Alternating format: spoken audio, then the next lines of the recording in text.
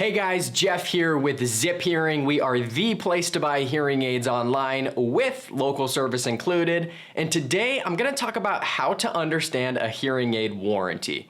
But before I do that, I want to make a distinction between hearing aid warranties and service plans. These are often confused, so before we go any further, here's the difference.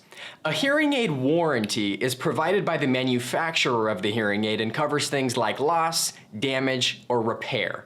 A service plan is provided by your local hearing specialist, and this covers things like office appointments for cleaning or reprogramming your hearing aids. I'll get into service plans in another video, but for this video, I want to focus on the actual warranty, which again is provided by the manufacturer of the hearing aid. Now, a hearing aid warranty has two parts: repair and loss and damage.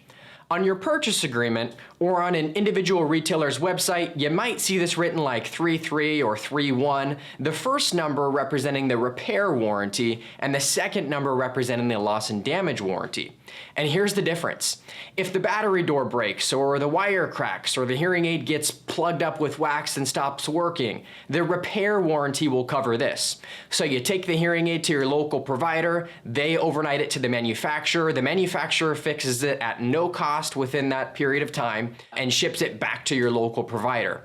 Now, if your hearing aid gets lost or stolen or like totaled or broken beyond repair, like it's smashed, this is when the loss and damage warranty comes into play. And the loss and damage warranty warrants your hearing aids against loss, theft, damage that happens to the hearing aid that is beyond repair. So if your hearing aid is lost or damaged beyond repair, you just tell your hearing provider and they'll file what's called a loss and damage claim with the manufacturer. And this is just a statement where you and the provider are both telling the manufacturer, okay, here's what happened on what date and so forth. And then the manufacturer isn't just going to issue a replacement device at no cost. They do charge a fee to the hearing provider to get that new aid issued. The hearing provider then typically marks up that fee a bit to cover their services, because when they get that new hearing aid, they're going to have to reprogram it for you.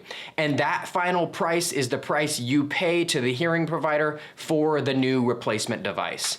This fee is often referred to as a deductible. It's a variable fee. Every retailer sets their own rates, and it does vary by manufacturer. I've seen some retailers whose deductible is as low as $200 and as high as $1,000. And some places don't charge any fee for this, but they probably mark up the hearing aids a bit to cover their costs in the event you need to file a loss and damage claim. Now, once you've filed a loss and damage claim on a hearing aid, that new hearing aid no longer has loss and damage protection. This is a one-time coverage that the manufacturer provides. That means if you lose that replacement hearing aid or damage it beyond repair, your only option then is to buy a whole new hearing aid, unless you buy a separate loss and damage warranty from a third party or from your hearing provider.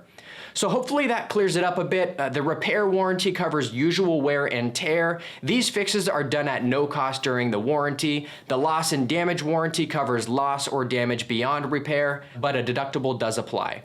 Now, one final thing to note about warranties is they aren't actually set in stone by a hearing aid manufacturer, meaning it's not as if a manufacturer releases a hearing aid and they say, okay, this new Model X hearing aid has a 2.2 warranty. The manufacturer actually sets different warranties for different retailers. So if as a retailer offering long warranties to customers is really important, then that's something that's negotiated between the hearing aid retailer and the hearing aid manufacturer. There's other things at play as well. So warranties can vary a lot depending on the retailer you're buying from and what their terms are with the particular manufacturer.